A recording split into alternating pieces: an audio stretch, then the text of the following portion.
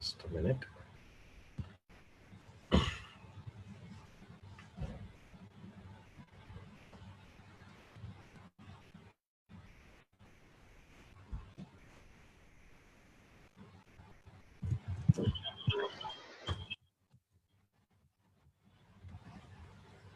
Hi, good evening, everyone.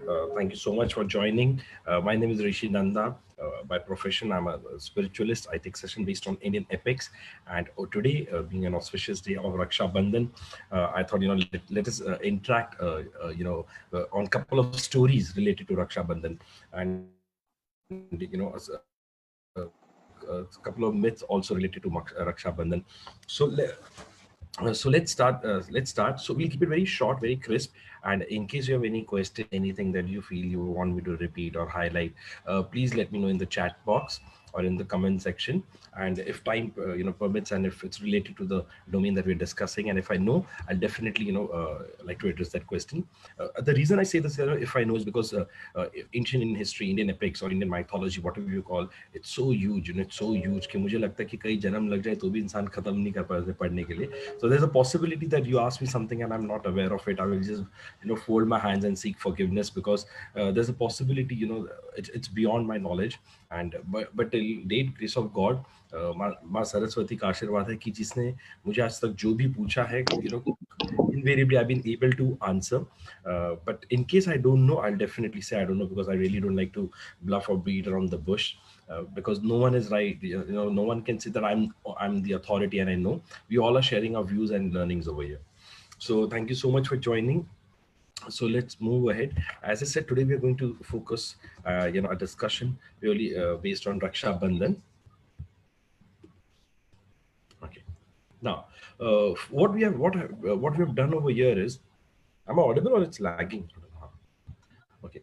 So what I've done is that got a lot of multiple stories. So there are 5, 6 stories that we'll be discussing, but very carefully I've kept it in a sequential format. Okay, पहली कौन सी story का है. Now there could be possibility legend says there's or it's mentioned in our books also, but in a sequential manner I've said. Some I'm sure you would be aware, and couple of them might come as a surprise, or you might not be aware of the link. So let's start the session. Because it's based purely on Raksha Bandhan, so there's no particular learning from every relationship that we'll be able to derive. But yes, overall, I'm sure there will be a couple of points that we can explore to learn and implement in our relationship. I'll just speak without the speaker, I guess. Once again,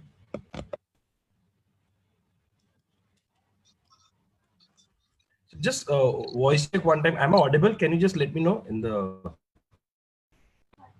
chat box? Am I audible? Is it clear? Okay, thank you so much. So as I was saying, so like yesterday when we did a session on friendship day, we could derive a couple of learnings from every relationship, and that was honestly just the tip of the iceberg, because we take a lot of sessions based on corporate loyalty, where we get their friendship into the picture, and then we explore whether they were true friends or not, and how the friendship works in the real world and the corporate world. But based on Raksha Bandhan, it's a very beautiful relationship between a brother and a sister. So let's look at a couple of stories, and let's look at the significance of this relationship. Those who have sisters, I'm sure they would be feeling blessed, and those who don't have sisters, I'm sure you'll have some friends who would be like your sisters and all, because sisters usually bring a lot of love, compassion, different beautiful energy into the home, which is really nice. We just हम लोग है हमारी sister, real sister नहीं है, but we got a lot of cousin sisters, and they're as good as the real sisters. Memories with them since childhood, and they're as I said, they're as good as real sisters. So उठना पीना दुख सुख सब साथ, तो राखी भी बांधते हैं, और we genuinely have got a lot of good bond with our cousin sisters. And अभी हमारे घर पे जैसे बेटियां है, तो हमको समझ में आता है कि घर की energy totally अलग होती है when it is the girls are there in your home, and when it's totally a boys dominated family. So let's move ahead. Now the first story that we're going to speak about is about Yamraj and Yamuna. So I'm sure a couple of you all must have heard of the story, but so that we all are on the same page, very quickly I'll go, recount the story. होता क्या है कि सूर्य देवता की शादी होती है और उनकी बीवी का नाम होता है समझ समझना. Okay. अब उनके 3 बच्चे होते हैं, मनु, यम और यमुना। अब जैसे उनके बच्चे बड़े हो रहे थे, परिवार ग्रो हो रहा होता है, सूर्य देवता की बीवी को उनकी जो रेडिएशंस होती है, उनसे ना उनको सहन नहीं की जाती है। तो वो अपनी ही एक डुप्लीकेट जिनको जो छाया कहा जाता है, शैडो, ओके, वैसे एक बनाती है और वो उनको छोड़ के चली जाती है और उनके पिता होते हैं विश्वकर्मा। तो विश्वकर्मा के रहती है। अब सूर्य देवता और समझना का रिलेशनशिप जो था, अब वैसे ही सूर्य देवता और उनकी शैडो, छाया के साथ उनका रिलेशनशिप होता है, बट वो सूर्य देवता को नहीं पता है कि ये मेरी बीवी की परछाई है, मेरी बीवी की छाया है। यहाँ पे सूर्य देवता और उनका जो रिलेशन था उनकी वाइफ के साथ बड़ा अच्छा चल रहा था। बट मनु, यमराज और यमुना को लग रहा था कुछ तो अलग है, हमारी माँ हमें उतना ध्यान नहीं दे रही जितना पहले देती थी। अब एक और मनु ने एक्सेप्ट कर लिया कि चलो ठीक है, जैसे है कुछ हुआ होगा, चेंजेस हो गएंगे। बट यम थे, उन्हें बड़ा गुस्सा है एक दिन, और उन्होंने अपनी माँ को थ्रेटन किया कि तुम पता नहीं बदल गई हो, पता नहीं तुम क्या समझती हो अपने आप को। और उन्होंने अपना पैर दिखाया अपनी माँ को, सो ही थ्रेटन्ड विद हिज फीट उनकी माँ को। अब छाया को गुस्सा आ गया और उन्होंने कहा कि तुम्हारा ये पैर जो है यही गिर जाए, मैं तुम्हें श्राप देती हूँ। अब यमराज वो जाते अपने पिता के पास और पिता को कहते कि देखो, माता ने मुझे ऐसा श्राप दिया, आप मेरे पैर को ठीक कर दो। तो सूर्य कहते ऐसे कैसे हो सकता है, कोई माँ अपने बच्चे को इतना कठोर श्राप क्यों देगी। और सूर्य को लगता कुछ तो गड़बड़ है, ये इनकी माँ नहीं हो सकती, क्योंकि कोई भी माँ अपने बच्चे को ऐसा श्राप नहीं देगी। तो सूर्य देवता जाते हैं अपनी बीवी को बालों से पकड़े और उनको जैसे इंटरोगेट होता है, उनको पूछते हैं कि क्या, कौन हो तुम, क्या है, तुम ऐसे क्यों कह रही हो। एंड बाद में वो एक्सेप्ट करती कि मैं आपकी बीवी नहीं, मैं उन्हीं की छाया हूँ और वो मुझे यहाँ पे रख के चली गई थी। अब सूर्य देवता जाते विश्वकर्मा के पास और वहां पे अपनी बीवी को मिलते और पूछते तुमने ऐसा क्यों किया। तो कहती कि आपकी जो किरणें आती है वो इतनी गर्मी देती है मुझे कि मैं सहन नहीं कर पाती हूँ, तो फिर विश्वकर्मा अपने क्या कहते हैं पावर्स को यूज करते हैं और उनकी जो सूर्य की जो किरणें हैं उनकी रेडिएशन थोड़ी कम करते हैं कि उनकी बेटी उनको एक्सेप्ट कर पाए। बड़ा यमराज पैर को तो बुरी तरह चोट लग गई, अब उनके तो पैर तो गिर गए। अब वो जाके सूर्य को कहते हैं कि इसे ठीक करो। तो सूर्य देवता कहते हैं कि चलो आशीर्वाद देके जितना उनसे हुआ क्या, मतलब but I can not reverse the curse. Now it is you'll be surprised to know if I'm not if you're not aware of it, यम जो थे वो एक्चुअली माना जाता है फर्स्ट ह्यूमन बीइंग थे जिनकी डेथ होती है। He was the first human being to die. अब क्योंकि उनकी डेथ होती है, अभी उनको बाद में वो कार्य दिया जाता है कि अब तुम जाके जिनकी भी मृत्यु होगी उन्हें तुम यमलोक लेके आओगे, या तो तुम हेवन में लेके जाओगे या फिर तुम उन्हें हेल में लेके जाओगे, जो भी। तो अब उनका नाम पड़ता है यमराज। वो एक्चुअली बहुत हैंडसम थे, वो बहुत हैंडसम दिखते थे। He was very very smart looking, but because he was so smart looking तो अपने ही लुक्स में हमेशा खोए रहते थे, जिनकी वजह से उनका काम ठीक से वो कर नहीं रहे थे। तो शिवा उनको श्राप देते हैं और कहते हैं कि तुम्हारे जो इतने हैंडसम लुक्स है अभी मैं उन्हें चेंज कर देता हूँ and you will not look that handsome. तो इसके लिए उनके अभी आप जो फोटोज देखेंगे ना, वो कभी भी गुड लुकिंग यमराज की नहीं आती, थोड़े भयानक की होती है जिससे हमें डर लगता है और उनको ऑब्सेशन जो उनका लुक्स का तो खत्म हो जाता है। बट इन चक्कर में एक चीज होती है, उनकी ट्विन सिस्टर, वो उनको बहुत मिस करती है। अब यमराज को उनका काम पता है कि मैं तो जा नहीं सकता हूँ, क्योंकि अगर मैं गया तो वो मर जाएगी, क्योंकि मैं जिस घर में जाऊंगा वो मर जाते हैं, तो मैं कैसे जाऊं। तो यमराज डिसाइड करते कि अब मैं अपनी बहन के घर जाऊंगा ही नहीं, और वो सालों साल तक अपनी बहन के घर नहीं जाते हैं। अब ये देख के एक्चुअली उनकी सिस्टर का नाम यामिनी, ये देख के उनकी जो सिस्टर होती है वो रोना चालू कर देती है, अपने भाई को मिस। उनके आंसुओं से एक नदी निकलती है, उस नदी का नाम यमुना पड़ता है।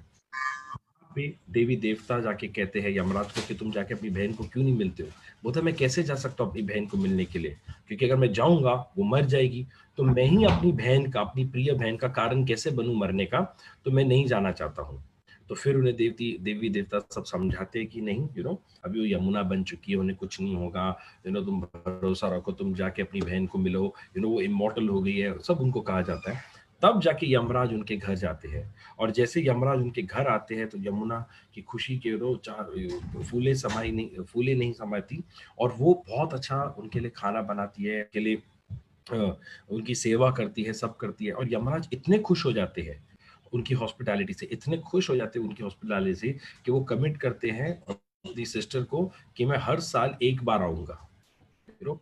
So this one of the most beautiful story of twin brothers and sisters, जहाँ पे वो दो अलग हो जाते हैं। अब भाई आएगा तो बहन की मृत्यु हो जाएगी, तो बहन आ नहीं सकती है, रोते रोते इतनी रो ली कि एक नदी उनके आंसुओं से बन गई यमुना। देवी देवताओं को आना पड़ा, दोनों का प्रेम देखना पड़ा और उनको आशीर्वाद देना पड़ा, कुछ नहीं होगा तुम जाओ। कई बार अगर आप यहाँ पे देखेंगे, the intensity of the love of the sister is amazing, कि मैं अपने भाई को मिलना चाहती हूँ। कई बार होता है हम अपने डेली लाइफ में brother sister, and unfortunately when they are gone then we regret कि हमने उनका टाइम स्पेंड नहीं किया। तो यमुना और यमराज की कहानी से पता चलता है कि जब आपके आसपास है आपके भाई और बहन, जितना टाइम हम स्पेंड कर सके इस जिंदगी में उतना अच्छा है। So that is the one story of it. Second, ये बहुत ही इंटरेस्टिंग स्टोरी है, किंग बाली, लॉर्ड विष्णु और माँ लक्ष्मी। ये one of my favourite stories है। इसमें होता क्या है कि अब आपको आई एम श्योर ये कहानी तो पता होगी कि बाली महाराज जो थे वो बड़े ही जेनरस थे, ओके, और उनके सामने जो भी उनसे आके कुछ मांगता उनको दे देते। अब वो इतने शक्तिशाली हो गए थे कि उन्होंने तीनों लोक पे विजय प्राप्ति कर ली थी। अब विजय प्राप्ति कर ली तो तीनों लोक में उनका नाम होने लग गया। ये देख के सब देवी देवता घबरा गए कि अब हम हमारा क्या कार्य। तो वो देख के विष्णु देवता जो है, भगवान जो है, वो एक वामन अवतार में आते हैं। एक छोटे से प्यारे से ब्राह्मण के रूप में आते हैं, छोटी सी हाइट होती है, और वो विष्णु सॉरी जब बाली महाराज एक यज्ञ कर रहे होते हैं वहां पे आ जाते हैं विष्णु देवता वामन अवतार में। और वो वामन अवतार में जब होते हैं और जब उनका यज्ञ शुरू हो रहा होता है तो वो जाके कहते हैं कि मैं आपसे कुछ मांगना चाहता हूँ। इतना प्यारा सा ब्राह्मण, छोटा सा ब्राह्मण, इतनी अच्छी मुस्कुराहट, इतने प्रेम से कुछ मांग रहा है। तो बाली महाराज ने कहा जो तुम मैं तुम्हें दूंगा। तब बाली महाराज के जो गुरु थे, गुरु शुक्राचार्य, जो जो गुरु डीमंस के, असुरा के, वो उनको कहते हैं कि संभाल के बाली, ये मुझे कोई विष्णु की चाल लग रही है। ये कोई भी ब्राह्मण इतना तेजस्वी नहीं होता, इतना छोटा, इतना इतना they are not so well articulated जितनी अच्छी तरह ये बात कर रहा है। और वहां पे वो वामन अवतार प्यार से खड़े होकर देख रहे होते हैं। विष्णु कहता मैंने एक सॉरी बाली महाराज कहता मैंने कह दिया है तो अब मैं अपना वचन निभाऊंगा, मांगो तुम क्या मांगते हो। तो वो वामन कहते हैं अवतार विष्णु के, कहते हैं कि मुझे मेरे 3 पग जितनी जमीन चाहिए, 3 स्टेप्स की जितनी जमीन चाहिए। तो बाली महाराज कहते हैं मतलब स्टैचर तो देखो मेरा, मतलब मैं तीनों लोग, अब तुम मुझसे मांग रहे हो 3 कदम की जितनी जमीन, मतलब क्या कर रहे हो, कुछ कुछ ज्यादा मांगो, ये क्या मांग रहे हो। बोलते नहीं, मुझे सिर्फ 3 कदमों की जितनी जमीन चाहिए, जहाँ पे 3 जगह पे जहाँ पे मेरे पैर पड़ेंगे वो मुझे उतनी जमीन चाहिए। बाली कहते बट फिर भी कुछ ब्राह्मण देवता आप कुछ और मांगिए, जो कुछ ज्यादा मांगिए, ये तीनों लोक मेरे पास है, जो आप कहो मैं आपको लाके दे सकता हूँ। वो कहते हैं बस मुझे 3 कदम की जितनी जगह दे दीजिए। तो बाली मार, आप हट कर रहे हो, अब जिद कर रहे हो, तो आपका जो जैसा आप कहो। अब उसमें वो कहते हैं ठीक है आप ले लीजिए।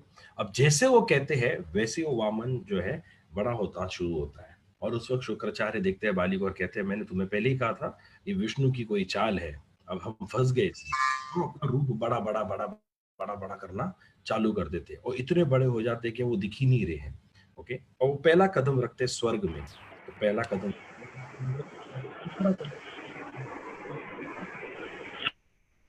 और वो जैसे धरती में कदम रखते हैं तो उसकी वजह से पाताल भी उनके पास आ गए।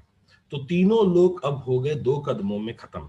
अब वो क्या पूछते हैं बाली को कि आप बताइए महाराज, अब मैं तीसरा कदम कहाँ रखूं।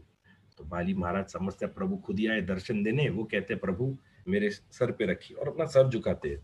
विष्णु देवता बड़े खुश होते हैं कि क्या भक्ति, क्या डिवोशन, क्या determination to fulfill their commitment. तो विष्णु देवता अपना पैर रखते हैं उनके सर पे और कहते हैं कि मैं तुमसे बड़ा ही इम्प्रेस हुआ हूँ, इसके लिए मैं तुम्हें पाताल का राजा बनाता हूँ। वो कहता है कि मुझे मंजूर है, बट मुझे आपसे एक रिक्वेस्ट है। वो कहता है कहो। कि आपको मेरे साथ चलना पड़ेगा। आपने मुझसे जो मांगा मैंने आपको दिया, आपसे अब मैं मांग रहा हूँ कुछ, आप मुझे दे दीजिए। और विष्णु भगवान अपने भक्तों को तो निराश कर नहीं सकते। तो विष्णु महाराज कहते हैं ठीक है मैं तुम्हारे साथ चलूंगा। अब विष्णु देवता चले जाते हैं बाली महाराज के साथ। अब विष्णु देवता तो चले गए, माँ लक्ष्मी अब बैकुंठ में बैठी है। अब माँ लक्ष्मी इंतजार करती है विष्णु देवता आएंगे, बट वो आ ही नहीं रहे। फिर लक्ष्मी माता जो है एक ब्राह्मण, ओके, ब्राह्मणी के रूप में जाती है तैयार होके और जाके मिलती है बाली को। अब बाली महाराज जैसे दरवाजा खोलते हैं, वो कहते, ब्राह्मण को देखती है और कहते कि आइए माते, अंदर आइए। और जैसे अब वो लक्ष्मी माता है, जहां उनके कदम पड़े वहां पे तो प्रॉस्पेरिटी आएगी। जैसे वो कदम रखते हैं तो वहां पे इतनी सारी प्रॉस्पेरिटी आ जाती है, सब कुछ अच्छा हो जाता है। तो बाली महाराज पूछते हैं कि कहिए आपको क्या चाहिए। वो कहते हैं मुझे वो वहां पे विष्णु है, मुझे वो चाहिए। अब कई किताबों में लिखा गया कि विष्णु जो होते हैं वहां पे गेट कीपर होते हैं बाली महाराज के, और वो कहते हैं कि मुझे गेट कीपर चाहिए। तो बाली महाराज बोलते हैं आपको स्पेसिफिकली वो गेट कीपर क्यों चाहिए। तो बोलते हैं बस मुझे चाहिए, आप दे सकते हो तो दे दो, मुझे यही चाहिए, विष्णु ही चाहिए। तो बाली महाराज कहते हैं कि बट विष्णु ही क्यों। फिर वो अपना रूप दिखाती है लक्ष्मी माता, और फिर बाली महाराज समझ जाते हैं। और वो माता कहती है कि देखो ये है तो मेरे पति, तुमने इन्हें बोला यहाँ पे रहने के लिए, ये अपना वचन तो निभाएंगे, ये वापस आएंगे नहीं, बट मैं वहां पे बैठी हूँ अकेली इनके इंतजार में, मुझे मेरा पति लौटा दो। तो बाली महाराज समझ जाते हैं और कहते हैं कि ठीक है, आप अपने पति को लेके जाइए। उस वक्त लक्ष्मी माता इतनी खुश होती है कि वो फिर एक धागा बांधती है बाली महाराज को, और बाली महाराज उनसे कमिटमेंट मांगते हैं कि आप हर साल मुझे एक बार मिलने आएंगे। और कहा जाता है कि श्रावण पूर्णिमा में वो हर विष्णु देवता और लक्ष्मी माता बाली महाराज को मिलने जाते हैं। So this is another story that is related to with respect to रक्षा बंधन। और यहाँ पे अगर आप देखेंगे फ्रॉम द जैसे एक गिवर है, अगर आप वो रिलेशनशिप लेते हैं ब्रदर एंड सिस्टर का, तो जो ब्रदर है वो गिवर है, वो हमेशा बहन बहन का जो घर है वो हमेशा बसाने का देखता है। जो ऐसे भी दे सकते हैं वो हमेशा कोशिश करता है कि भाई वो अपनी बहन को दे दे। करेक्ट। तो यहाँ पे सेकेंड स्टोरी होती है। थर्ड स्टोरी, दो आई एम श्योर थोड़ा कई सरप्राइजिंग लगता है जब मैं यू नो रावण शूर्पणखा के बारे में, ये उसमें होता क्या कि जब राम जी को एग्जाइल,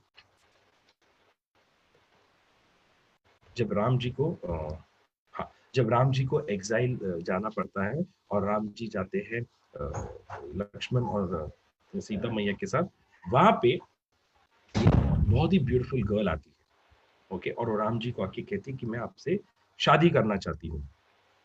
तो राम जी कहते हैं कि देखो मेरी तो पत्नी है सीता और मुझे उससे बहुत प्रेम है और मैं किसी और से शादी नहीं करना चाहता हूँ।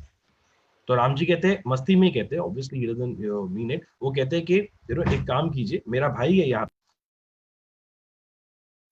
पे मेरे भाई है लक्ष्मण, ये अकेला है, आपको चाहिए तो इससे पूछ लीजिए। तो शूर्पणखा लक्ष्मण को देखती है, कहते ये भी बड़े सुंदर है। तो लक्ष्मण को कहती मुझे तुमसे शादी करना है। तो लक्ष्मण भी ऐसी मस्ती में कहते अरे मैं कैसे शादी कर सकता हूँ, आपने पहले मेरे भाई के बारे सोचा, मैं तो छोटा हूँ और राम जी ने अभी आपको मना कर दिया तो मैं तो सोच ही नहीं सकता आपके बारे, आप तो मेरी माता जैसे हो गई, भाभी जैसे हो गई। लक्ष्मण भी थोड़ी मजाक उड़ाते हैं।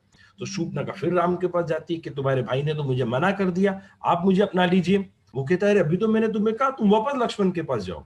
अब शूर्पणखा का एक्चुअली ना शी फील्स ह्यूमिलिएटेड हो गई है, शी फील्स ह्यूमिलिएटेड कि मैंने तुम्हें अपना शादी का प्रस्ताव दिया तो मना कर देते, तुमने मुझे एक मजाक बना के रख दिया दो भाइयों के बीच में। तब वो कहती है कि इसकी जड़ है सीता, अब मैं सीता को ही मार दूंगी, सीता मर गई तो राम अकेले हो गए, तो राम को मुझसे शादी करनी पड़ेगी। फिर ऑब्वियसली राम जी कहते हैं लक्ष्मण को, लक्ष्मण उसे रोको, और लक्ष्मण जी उनका नोज और ईयर्स को कट कर देते हैं। अब शूर्पणखा जाती है रावण के पास। जब वो शूर्पणखा जाती है रावण के पास ना, तो एक प्लीज समझने की बात ये है कि over there are two aspects to it. Okay, एक आता है कि रावण जब देखता है शूर्पणखा को खुद हंसना चालू कर देते हैं, ये क्या है, शूर्पणखा का क्या हाल है। और दूसरा होता है कि वहां पे जो शूर्पणखा जब कहती है कि तुम इतने बड़े राजा हो, इतने बड़े राजा हो, असुरा के राजा हो, तुम्हारी बहन को कोई छेड़े, तुम्हारी बहन को कोई ऐसे ह्यूमिलिएट करे, तुम्हें चल जाता है। अरे उसके पास देखो, उसकी बीवी को अगर मैंने जरा सा कुछ करने की कोशिश की, मारने की कोशिश की, तो उसने मुझे अटैक किया, उसने मुझे मार देने की कोशिश की। मैं खरा को लेके गई थी, खरा ने अपनी पूरी आर्मी को लेके गए और उन सबका वध कर दिया क्योंकि मैंने उसकी बीवी पे नजरें डाली। और तुम रावण, असुरा के राजा, दुनिया में तुम्हारा नाम, तीनों लोक में तुम इतने महान गिने जाते हो, शिव के इतने भक्त गिने जाते हो, और तुम्हारी बहन को कोई छेड़े, कोई मजाक उड़ाए, कोई मारने की कोशिश करे, और तुम यहाँ पे मेरी हालत पे हंस रहे हो। तब रावण थोड़ा सीरियस हो जाता कॉन्वर्सेशन में। And then obviously Shurpanakha starts talking about the beauty of माँ सीता एंड सेज कि मुझे नहीं लगता कि वो बीवी राम की होनी चाहिए, मुझे लगता है तुम्हारी होनी चाहिए। तो वो रावण फिर थोड़ा और कन्विंस हो जाते हैं और वो राम जी के पास जाते हैं। Now one of the reasons that Ravan also gives is, एक होता है कि lot of the beauty of Sita, fair enough, एक वो होता है, बट एक और होता है कि अगर मैंने अगर राम की बीवी को छेड़ा, मैंने राम की बीवी को किडनैप किया, मैंने राम की बीवी से शादी करने की कोशिश की, तो राम सही, बट राम ने भी तो मेरी बहन का मजाक उड़ाया, लक्ष्मण ने भी तो मेरी बहन की नाक काटी, तो मैं राजा होके, मैं एक भाई होके अपनी बहन के लिए खड़ा हो, तो मैं गलत कैसे? Now, over there, if you look at the perspective, other perspective of Ravan also, where he feels that, as a brother, I have to stand. Though, yes, I might die, but that is the duty of the brother to stand for a sister. ठीक है, उसने पहले, अगर आप sequentially देखेंगे तो पहले शूर्पणखा का प्रस्ताव देती है, फिर ठीक है, बिकॉज राम जी समझ जाते हैं असुरा है, ये मारने आई है, इसके ऐसे बहुत सारे लोग यहाँ पे घूमते हैं, but then she feels humiliated and then she goes to Ravan. अब आप सोचिए, आपकी बहन अगर आपको आके कहेगी कि मैंने किसी लड़के को प्रपोज किया और वो लड़के ने बाद में मेरा ऐसा मजाक उड़ाया, ठीक है, आई एम श्योर मिर्च मसाला भी शूर्पणखा ने बहुत लगाएगा, खून जल जाएगा, तो कोई भी भाई को खराब लग सकता है। बट रावण की मुझे अगर आप रावण की एज अ लाइफ देखते हैं overall, he had some good qualities also. He was brilliant at various levels where I don't think so most of us can even reach. उनके जो 10 सर थे, वो 6 क्या कहते हैं, शस्त्र और 4 वेदास को रिप्रेजेंट करते थे। बहुत ज्ञानी थे वो, इसलिए भी नहीं थे कि छोटे मोटे कोई थे। तो उनका भी एक रीजन था कि stand for your sister at the end of the day, you have to stand for your sister whatever happens. Now moving on to the next one. ये मेरे को एक बहुत इंटरेस्टिंग स्टोरी लगती है। ये जेन्युइनली हो सकता है आपको पता है, बट जहाँ पे मैंने लोगों को सुनाया है, बहुत कम लोगों को पता है ये story, but I am sure आप में से काफी लोगों को पता होगा। अगर नहीं पता होगा तो welcome to this new story. ये है पर्वत मेनक और हनुमान जी की कहानी। ये आता है सुंदरकांड में, इसका वर्णन किया गया है जब हनुमान जी जा रहे होते हैं लंका में सीता मैया की खोज में, तो ये पर्वत आता है उनके सामने, और जो पर्वत है वो हनुमान जी को कहता है कि तुम मेरे ऊपर बैठ के आराम क्यों नहीं करते, इतने दूर जा रहे हो? तो वो कहते हैं कि मुझे सीता मैया की खोज में जाना है। तब वो पर्वत कहते हैं, अब ये उनका थोड़ा एक बैक स्टोरी आता है। जो पर्वत कहते हैं कि नहीं, बैठ जाओ 2 मिनट, मैं भी हिमालय का पुत्र हूँ, क्योंकि मेरी माँ स्वादना थी। हम लोग 100 भाई थे और 99 भाइयों को हम लोग सब उड़ सकते थे, जो पर्वत थे वो उड़ सकते थे, बट क्योंकि हम किधर भी लैंड हो जाते थे, कभी भी उड़ते थे, तो कई लोगों को वहां पे मर जाते थे, पशु पक्षी मर जाते थे। तो इंद्र देवता ने मेरे 99 भाइयों के जो थे विंग्स को कट कर दिया। मैं डर के घबरा गया था और मैं आपके पिताजी के पास गया था, वायु के पास, और मैंने उनसे हेल्प मांगी थी, और उन्होंने मुझे इस महासागर में बोला कि तुम जाके बस जाओ, यहाँ से अगर कोई असुरा आ रहा रहेगा तो तुम उसे मारना या उन्हें बहका देना या उन्हें इंजर कर देना। आपके पिता का मुझ पे बहुत एहसान है, अगर आप मुझ पे एहसान करेंगे तो मुझे अच्छा लगेगा कि आप मुझ पे कुछ क्षण के लिए आराम कीजिए। हनुमान जी बैठते हैं 2 पल के लिए और खड़े होते हैं और कहते हैं कि देखिए, मैंने आपका मान रखा, मुझे आगे जाने दीजिए, और वहां पे आगे निकल जाते हैं। ये स्टोरी तो आई एम श्योर सबको पता होगी, बट आपको पता है उनकी बहन कौन थी? उनके जीजा कौन थे? उनकी बहन थी पार्वती। और इस मेनक पर्वत के जो जीजा जी थे, वो है लॉर्ड शिवा। वो 100 भाई थे, कि 100 भाई थे और एक बेटी थी उनको, 100 भाई और एक बहन थी उनको, उमा, जो आगे जाके पार्वती माता के नाम से ज्यादा पॉपुलर होती है। अब यहाँ पे ये एक स्टोरी होती है जो बहुत आई एम श्योर बहुत कम लोगों को पता होती है, बट यहाँ पे एक और चीज आती है कि शिव के जो कहते हैं ब्रदर इन लॉ है, ओके, शिव के जो ब्रदर इन लॉ है, वो कई जगहों पे रामायण में भी आता है कि वो मदद करते हैं लोगों की, और ये डिस्ट्रॉय भी करते हैं असुरास को। वो क्यों कर पाते? क्योंकि उनके पास उनकी बहन का आशीर्वाद होता है, जो होती है शक्ति। क्योंकि शक्ति ने उनको आशीर्वाद दिया होता है, तो जो पर्वत होता है वो पानी के अंदर जाके छुप जाता है, और जब कोई डीमन आता है तो बाहर निकल आते हैं। अब बहन अगर सपोर्ट करे, बहन अगर प्यार करे, बहन अगर शक्ति दे, तो आदमी क्या नहीं कर सकता है। This is one of the few stories which a lot of people are not aware कि वो जो पर्वत था वो एक्चुअली पार्वती माता के भाई होते हैं, जो सुंदरकांड में जिसका वर्णन किया गया है। अब और आगे बढ़ते हैं, तो अगर आप देखेंगे तो हम टाइम के हिसाब से चलते जा रहे हैं कि एक के बाद दूसरे के, कि कोई एक स्पेसिफिक स्टोरी मुझे नहीं लगता है कि होगी जो कहेंगे कि यही स्टोरी के हम रक्षाबंधन मनाते हैं। ऐसा कोई स्पेसिफिक रीजन नहीं आता है इसमें। नेक्स्ट आते हैं हम लोग स्टोरी पे। ये तो one of the most popular stories है। कल हमने इनफैक्ट फ्रेंडशिप डे भी जब हम कल डिस्कस कर रहे थे, तो उसमें भी स्टोरी का हमने वर्णन किया था कि जब कृष्ण भगवान शिशुपाल को मारते हैं तो उनके यहाँ से रथ निकलता है, और रथ देखते सब घबरा जाते हैं, बट द्रौपदी जो होती है वो अपनी साड़ी का पल्लू फाड़ती है और कृष्ण के हाथों में रथ रोकती है। तब कृष्ण भगवान उन्हें कहते हैं कि मैं तुम्हारे साथ हमेशा रहूंगा। अच्छा, एक और चीज आपको मैं बता दूं कि दिस जो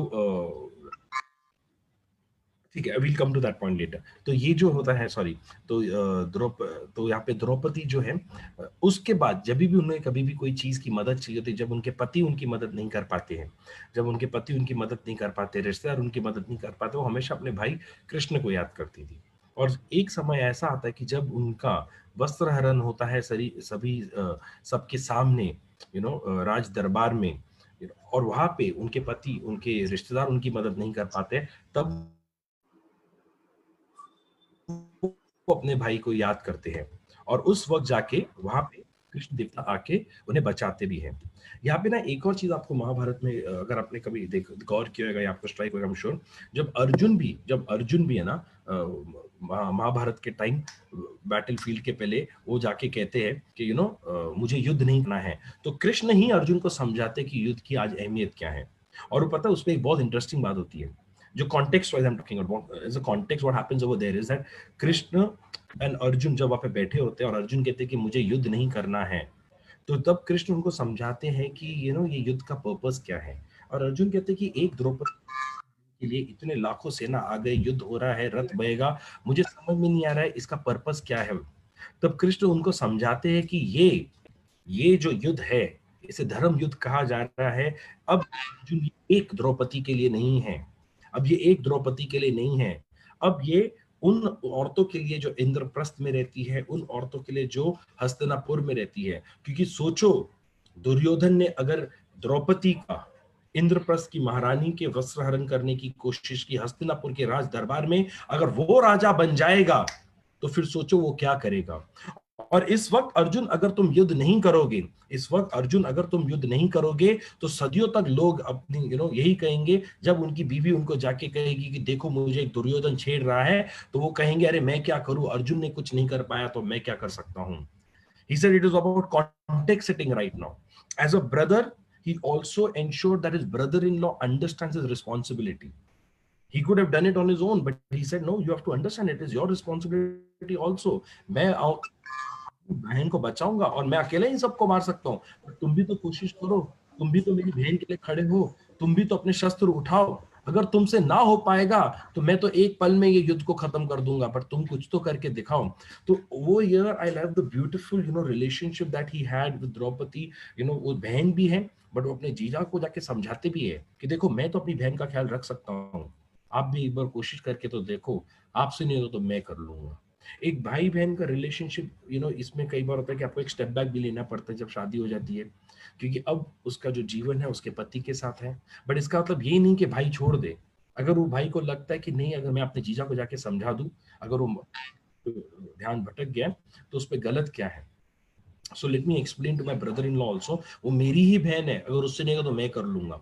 क्योंकि पुरानी फिल्मों में हमें कहा जाता था कि बाप के सर पे, सीने पे बड़ा बोझ होता है एक बेटी का। बट मेरी भी डॉटर है, मेरी भी नीस है, ऐसा बोझ तो हमें लगता नहीं है। बोझ क्या है इसमें, हमारे ही बच्चे हैं। और आई एम श्योर जैसे मेरी वाइफ है, मेरी भाभियां हैं, उनके जो पेरेंट्स हैं शादी करा दी, तो इसका मतलब ये थोड़ी ना क्या वो उनकी जिम्मेदारी नहीं। जिम्मेदारी बच्चों की हमेशा होती है, रिश्ते हमेशा होते हैं। हाँ ठीक है, कभी एक स्टेप बैक लेना पड़ता होगा। और ये कृष्ण भगवान ने, मुझे लगता है वहां पे अच्छी ब्यूटीफुल कॉन्टेक्स्ट सेटिंग में समझाया है कि जब उनके पति को कंफ्यूजन होता है, तो वही जाके क्लेरिफाई उनको कराते, उनके सारे डाउट्स को, उनको कॉन्फिडेंस देते और कहते हैं कि तुम करो, मैं तुम्हारे साथ हूँ, सारथी हूँ तुम्हारा जीवन में और इस युद्ध में। तुम जाके मेरी बहन की जो गलती हुई है उसका बदला तुम लो। So that was about lord Krishna and Draupadi. Come. Now, this ये जो पूरी मंदिर में है, Jagannath Puri temple. I've been to this temple. It's one of the most beautiful temple, and I think it's a beautiful history of this temple. मुझे बड़ा अच्छा लगा था, और वहाँ पे जाके इतनी स्टोरीज सुनने को मिलती है जगन्नाथ भगवान। वहाँ पे उनका, वहाँ पे खाना भी बड़ा अच्छा है। The rice is very beautiful inside the temple. अगर आप नहीं गए, कभी मौका मिले तो जरूर जाना वहाँ पे। जगन्नाथ के जो रथ दुनिया भर में फेमस है। बट यहाँ पे ना एक this brother sister story is also very interesting, जो जगन्नाथ जी, कृष्ण भगवान, बलराम जी और सुभद्रा की है। We are not going to speak about more about the Jagannath Puri temple, but about one very beautiful incident that takes place in Mahabharata. Duryodhan जो होते हैं, वो बलराम के काफी निकट होते हैं। बलराम दुर्योधन को और भीम को अपने शिष्य मानते हैं, उनको अच्छी तरह ट्रेन करते हैं। अब यहाँ पे दो भाइयों के बीच में कॉन्फ्लिक्ट होता है। कृष्ण भगवान को हमेशा लगता है कि दुर्योधन गलत है, और बलराम को लगता है कि कृष्ण भगवान जो है वो ज्यादा ही सोच रहे हैं, इतना भी खराब नहीं है दुर्योधन, दुर्योधन अच्छा है। अब जब सुभद्रा बड़ी हो जाती है, उस वक्त दुर्योधन का रिश्ता जाता है सुभद्रा के लिए, और बलराम जो है वो उन्हें हाँ कह देते। बलराम चाहते थे कि सुभद्रा की शादी दुर्योधन के साथ हो। दुर्योधन भी चाहता था सुभद्रा के साथ उनकी शादी हो। अच्छे मित्र भी थे सुभद्रा के साथ, उनका अच्छे रिलेशनशिप भी थे। प्लस वो एक और एंगल ये भी लोग कहते हैं कि वो चाहते थे शादी करने के लिए, क्योंकि अगर उनकी शादी हो जाती सुभद्रा के साथ, और कल जब पांडवों के साथ युद्ध होगा, तो यादव जो है वो हमारी तरफ से युद्ध लड़ेंगे। अब कृष्ण जो थे ये फोरसाइट कर चुके थे कि ऐसा हो सकता है, और उन्हें ये भी लगता था कि जो दुर्योधन है अब वो सही नहीं है। अब दो भाइयों के बीच में बहन, अब वो कृष्ण क्या करते हैं। अब यहाँ पे मुझे एक बहुत ब्यूटीफुल लगा था, कृष्ण जाते हैं और पूछते हैं सुभद्रा को, तुम किससे शादी करना चाहती हो। अब बलराम जी ने ये पूछा ही नहीं था सुभद्रा को, और सीधा हाँ कर दिया था। ठीक है, उनकी भी कुछ अंडरस्टैंडिंग होगी, एंड उनकी भी एक बॉन्ड हो सकती होगी सुभद्रा माता से, and obviously no brother will think wrong up for his sister, तो उनकी भी कुछ खुद की कैलकुलेशन हो सकती है। बट यहाँ पे कृष्ण भगवान जाते हैं और पूछते हैं सुभद्रा को, तुम किससे शादी करना चाहती हो। मैंने देखा है तुम्हारी आंखों में जो प्रेम था अर्जुन के लिए, जब अर्जुन यहाँ पे आया था, तुम अर्जुन से शादी करना चाहोगी कि तुम दुर्योधन से शादी करना चाहोगी। I love that entire discussion, because over there he's connecting with his sister and giving her the platform to express herself, giving her the comfort, जो तुम्हारे मन में है तुम मुझे बताओ, मैं तुम्हारी उसमें मदद करूंगा। और सुभद्रा फिर माता कहती कि मैं अर्जुन से प्रेम करती हूँ, मैं अर्जुन से शादी करना चाहूंगी। अब यहाँ पे कृष्ण भगवान क्या करते, बोलते वो तो मैं समझ गया, बट अभी इसको बलराम को कैसे, बड़े भैया को कैसे मनाया जाए। वो कहते थे काम करते हैं, बड़े भैया को बताएंगे ही नहीं, ठीक है। और वो जाके अर्जुन को पूछते कि देखो अर्जुन, मेरी बहन तुमसे प्यार करती है, और मैं भी जानता हूँ तुम मेरी बहन से प्यार करते हो, और मुझे लगता है कि तुम अगर शादी कर लोगे तो आगे जाके अगर युद्ध होगा तो हम या तो पांडवों के साथ, हम युद्ध में पार्टिसिपेट ही नहीं करें, जो भी हो तो आगे की बात है। बट मुझे लगता है कि मेरी बहन की जो खुशी है वो तुम्हारे साथ है, क्योंकि वो तुम्हें चाहती है, ठीक है। तो तुम मेरी बहन को यहाँ से भगा लो। अब अर्जुन कहते मैं कैसे भगाऊं, मैं नहीं भगाऊंगा, मैं कैसे भगाऊं प्रभु, मैं नहीं भगाऊंगा आपकी बहन को। अगर मैं भगाऊंगा तो सब मेरे ऊपर चिल्लाएंगे, उनको लगेगा कि ये तो अर्जुन ने भगा दिया है, इसने सुभद्रा का तो दिमाग खराब कर दिया है, और मेरे पे लालछन लग जाएगा, हमारे प्रेम पे लालछन लग जाएगा। तो ये कहते ये बात भी ठीक है, ये कारण भी युद्ध का हो सकता है। तो फिर कृष्ण कहते ठीक है चलो कोई बात नहीं, तुम एक काम करना, सुभद्रा तुम्हें भगा लेगी, तुम रथ में जाके बैठ जाना। अब अर्जुन बोलते मुझे एक लड़की भगा के जा रही है, ये तो कभी सुना ही नहीं है। वो जमाने में कि लड़की ने लड़के को भगा के ले गई शादी करने के लिए, तो कृष्ण कहते तो क्या प्रॉब्लम है तुमको, तुम जाओ भागो ऐसे, तुम उन्हें उन्हें या तो तुम भगाओ या वो तुम्हें भगाए। तो अर्जुन कहता है जैसा आपको ठीक लगे वासुदेव मैं करूंगा। और वो एक ही one of the very few stories I think so, but मेरे ख्याल से वो एक ही स्टोरी जो अब तक मैंने पढ़ी है जहाँ पे सुभद्रा एक लड़की एक लड़के को भगाती है अपने भाई के कहने पे कि चलो भागो यहाँ से, हमको जाके शादी करनी है। अब यहाँ पे एक फर्स्ट उन्होंने अपनी प्लेटफॉर्म दिया अपनी वाइफ को सॉरी सिस्टर को एक्सप्रेस करने का, उनको पूछा एज ए ब्रदर कि तुम क्या चाहती हो, जो तुम चाहती हो वही हम करेंगे। सेकेंड आप देखेंगे इसमें ना बाद में युद्ध जब होता है तो सुभद्रा के बेटे होते हैं अभिमन्यु, करेक्ट, और युद्ध जब खत्म होता है समाप्त होता है तो गुरु द्रोणाचार्य के बेटे जो थे अश्वत्थामा, वो जो है एक ब्रह्मास्त्र निकालते हैं अर्जुन के साथ। अर्जुन और अश्वत्थामा का जो ब्रह्मास्त्र है एक दूसरे के सामने आ जाते हैं और वेद व्यास आके रोकते हैं और कहते हैं कि अपना अपना ब्रह्मास्त्र अपने शिविर में वापस लो, अदरवाइज ये दुनिया खत्म हो जाएगी। अर्जुन जो अपना ब्रह्मास्त्र वापस ले लेते हैं, अर्जुन जो है वो अपना ब्रह्मास्त्र वापस ले लेते हैं और अश्वत्थामा कहते हैं मुझे ब्रह्मास्त्र लेना वापस आता ही नहीं है, मैंने सीखा ही नहीं हूँ। अब उनको गुस्सा आ जाता है, गुरुदेव बोलता है तो चलाए क्यों। अब वो कहते हैं भाई ठीक है मैं इसको मोड़ देता हूँ, और वो जो ब्रह्मास्त्र होता है वो जाता है सुभद्रा के बेटे अभिमन्यु की बीवी उत्तरा के पेट में। अब वहां पे जाके ब्रह्मास्त्र लगता है, उसके अंदर जो एक्चुअली उनका जो बेटा होता है वो मर जाता है। अब पूरे इसमें अगर आप महाभारत ध्यान से देखेंगे या पढ़ेंगे ना, सुभद्रा एक्चुअली कभी भी कृष्ण से कभी भी जिद नहीं करती है, कभी भी, मतलब यू नो जैसे एकदम फियर्सली एग्रेसिवली। वो एक ही पॉइंट आता है जहाँ पे सुभद्रा आके जिद करती है अपने भाई से और वो कहती है कि आपने जैसा कहा हमने वो किया, आपने जो बोला मैंने किया, पर आज हस्तिनापुर को एक युवराज चाहिए और यही युवराज था जो मेरी बहू के कोख में था। अभिमन्यु मर चुका है, द्रौपदी के भी पांचों पुत्र मर गए हैं, अब कोई नहीं है, इस पुत्र को जिंदा कर दो। मैं तुमसे भीख मांगती हूँ, मैं जानती हूँ कृष्ण तुम ये कर सकते हो, पहली बार मैं तुम्हारी बहन होने का तुमसे हक से कुछ मांग रही कि मेरे इस पोते को जिंदा कर दो। और उसपे कमाल की बात पता क्या है, कृष्ण देवता उस वक्त अपने अंगूठे को, पैरों के अंगूठे को ओके पीठ पे रखते हैं और कहते हैं कि मैं वासुदेव, मैं इस बच्चे को जीवन दान देता हूं, और वो बच्चा जिंदा हो जाता है, वो बच्चा जिंदा हो जाता है।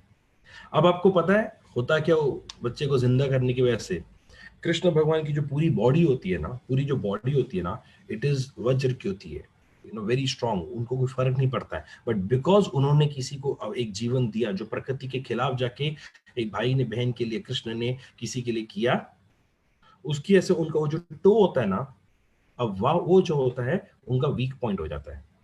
और जब वॉर खत्म हो जाता है 36 साल के बाद, जब कृष्ण देवता डिसाइड करते हैं कि मुझे बैकुंठ जाना है, पेड़ के नीचे बैठते योग आसन में, उस वक्त वही टो पे आके एक हंटर का एरो लगता है। एक भाई जो है वो अपनी बहन के लिए कुछ भी कर सकता है। ये कृष्ण भगवान ने हमें कई बार सुभद्रा के साथ हो उनका रिलेशनशिप या फिर द्रौपदी के साथ उनका रिलेशनशिप, उसके थ्रू हमें समझाया हुआ है कि वो कर सकता है, भाई जो चाहे वो कर सकता है। कभी कभी तो प्रकृति के खिलाफ भी लड़ सकता है, भगवान के खिलाफ भी लड़ सकता है, सब कुछ कर सकता है बहन के लिए। बट अगर वो चाहे तो, वो करना चाहे तो सब कुछ कर सकते हैं। और वो कितना भी बड़ा इंसान हो, अगर वो बहन के लिए कुछ करता है, कभी कभी उसमें हमको खुद को भी लगता है, but which is fair enough. But in the end of the day वो आपकी बहन है, आपको करना है तो आप कर, चाहे आप मदद तो आप 100% कर सकते हैं। नाउ मूविंग ऑन, ये क्वेश्चन आता है, मुझे कई जगहों पे पूछा गया था कि रक्षाबंधन जो है सिर्फ भाइयों के लिए और भाई बहन के लिए कि किसी और के लिए भी है। So I'm sure you'll have your own understanding of this. I'm sure you'll have your own thought process to it, and whatever you believe is right. Whatever you believe is right. We are not getting into that argument, but I would like to highlight one story. अब तक आप देखेंगे यमराज और यमुना भाई बहन थे, लक्ष्मी माता और बाली भाई बहन नहीं थे, पर वो भाई बहन बन जाते हैं। पार्वती माता और मैंने जो पहाड़ थे पर्वत, वो लोग भी भाई बहन थे, करेक्ट। और यहाँ पे कृष्ण और द्रौपदी वो भाई बहन बन जाते हैं। ओके, तो यहाँ पे या तो और सुभद्रा और कृष्ण भी भाई बहन थे, या तो हम बचपन से एक परिवार में बॉर्न हुए हैं, एक ही माता पिता के हैं, बेटे बेटी तो हम भाई बहन है, या कजन रिलेटिव हो जाता है, कभी किसी दोस्त को अपनी बहन बना लेते हैं, भाई बना लेते हैं। हमेशा ऐसे ही हमने कभी भी रक्षाबंधन या तो सेलिब्रेट किया या हमने सुना हुआ है। आपको एक इंटरेस्टिंग स्टोरी बताता हूँ, जो एक पति और पत्नी के बीच में है। एक पति और पत्नी के बीच में है, वो है इंद्र और उनकी बीवी इंद्राणी। होता क्या है कि बाली महाराज से एक बार युद्ध करने जा रहे होते इंद्र देवता। जब बाली महाराज तो दिन भर दिन जिससे युद्ध कर रहे जीत रहे होते, तो इंद्राणी जो है वो बड़ी घबरा जाती है कि मेरे पति को नहीं मार दे, मेरे पति नहीं हार जाए, स्वर्ग लोग हार जाएंगे, पता नहीं क्या होगा मेरे पति का। तो फिर तपस्या करती है, पूजा करती है, यज्ञ करती है और विष्णु देवता को बुलाती है। और विष्णु देवता आके कहते हैं कि ये धागा बांध दो उसको, उसे कुछ नहीं होगा, ये रक्षा करेगा, ये जो धागा है ये उसकी रक्षा करेगा। तो फिर जो है इंद्राणी इंद्र देवता की, वो उन्हें वो धागा और उन्हें युद्ध के लिए भेजती है, और वो धागे की वजह से इंद्र देवता को कुछ नहीं होता है और वो युद्ध से वापस आ जाते हैं। Raksha, the name itself only means that it is to protect, it is to protect. हमारी किताबों में कई ऐसे वर्णन किया गया है जहाँ पे वो पति पत्नी है, दोस्त है, और एक दूसरे की रक्षा करना चाहते, तो उन्होंने वो धागा बांधा हुआ है। आज आज के जमाने में भी कई बार होता है, जब कोई बेटा किधर जा रहा होता है तो माँ भी उसके हाथों कलाइयों में एक धागा बांधेगी और कहेगी कि मैंने इसमें पूछ रखी भगवान का, इसको निकालना नहीं। यहाँ पे और ट्रिविया मैं आपसे शेयर करना चाहूंगा जो 21st सेंचुरी से रिलेटेड है, 20th सेंचुरी से रिलेटेड है। फर्स्ट इज सॉरी, एक होता है कि रानी कबामती, वो हुमायूं को रक्षा बंधन के दिन राखी बेचती और कहती है कि तुम मुझे बहादुर शाह से बचाइए। ये हमारे इतिहास में इसका मेंशन्ड है। It's not only in Hinduism also, ये कई अलग अलग रीजन्स में इनको सेलिब्रेट किया जाता है।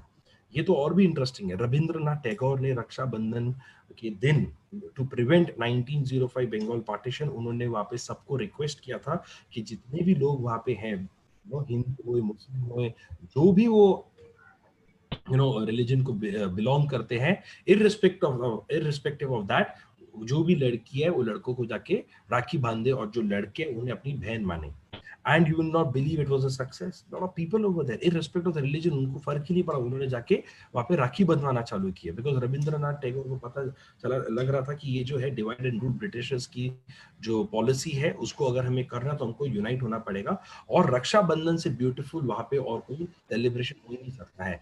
ये उनको थॉट प्रोसेस इसके लिए भी आता है बिकॉज जो डे वो लोग डिसाइड करते हो रक्षाबंधन के आसपास का था, और कई सारे लोगों ने उस दिन एक दूसरे से राखी भी बनवाई थी। एक और जो आता है कि अगर आज की डेट में हम देखते हैं 21st सेंचुरी में, आज पैंडेमिक में देखते हैं, तो आज की डेट में हमारी कौन कर रहा है? I am sure you all will be aware, doctors है, नर्सेज है, सोल्जर्स है, टीचर्स है, बस ड्राइवर्स है, फायर फाइटर्स है, वेंडर्स है, हेल्थ वर्कर्स है, वो भी हमारी रक्षा कर रहे हैं। Soldiers, unbelievable. आई थिंक मैंने एक सेशन अटेंड किया था of major general GD Bakshi, जहाँ पे मैं भी सेशन दे रहा था चक्रव्यूह के ऊपर, और मेजर साहब भी वहाँ पे सेशन दे रहे थे। और वहाँ पे हमने मेजर साहब का सेशन सुना था, जो उन्होंने कारगिल वॉर पे कहा था। Trust me, I am not kidding, मतलब वहाँ पे जितने लोग थे सबके रोंगटे खड़े हो गए, सबकी आंखों में आंसू आ गए थे, जिस तरीके से उन्होंने ब्यूटिफुली वो पूरा कारगिल वॉर बताया, इंडियन सोल्जर्स ने क्या किया।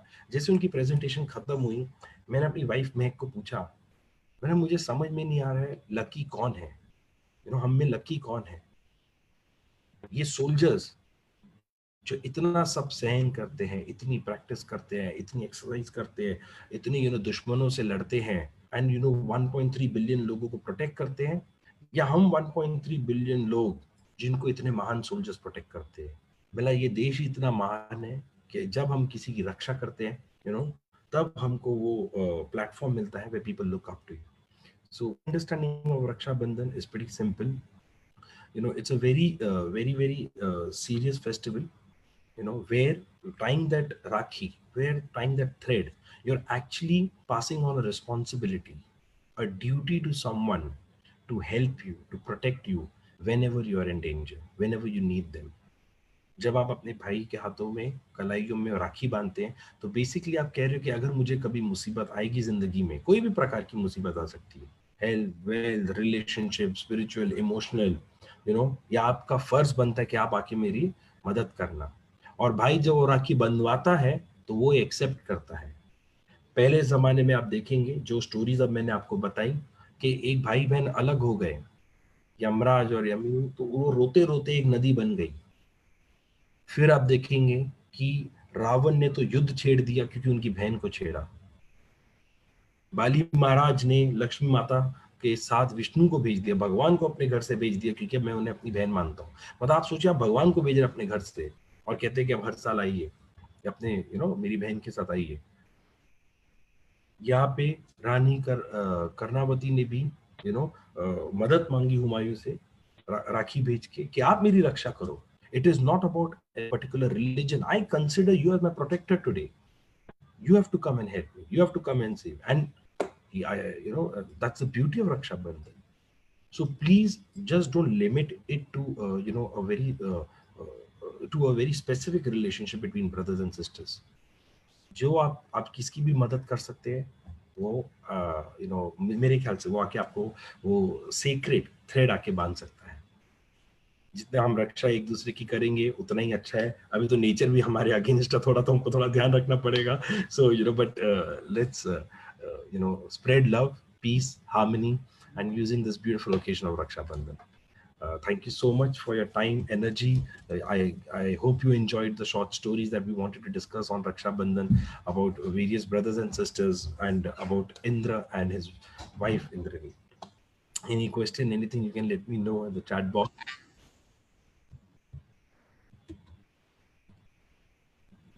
Chaliye. So we'll close it over here. Thank you so much for your time and energy, and looking forward to interact with you very soon. And we'll keep coming up with the short sessions like this of 30, 45 minutes, where it's around the festival, so that we can speak about the significance of the festival and a couple of stories related to that festival. Chaliye. Thank you, Ankurji. Thank you so much for the feedback in the chat box. Take care. Bye. Enjoy your festival.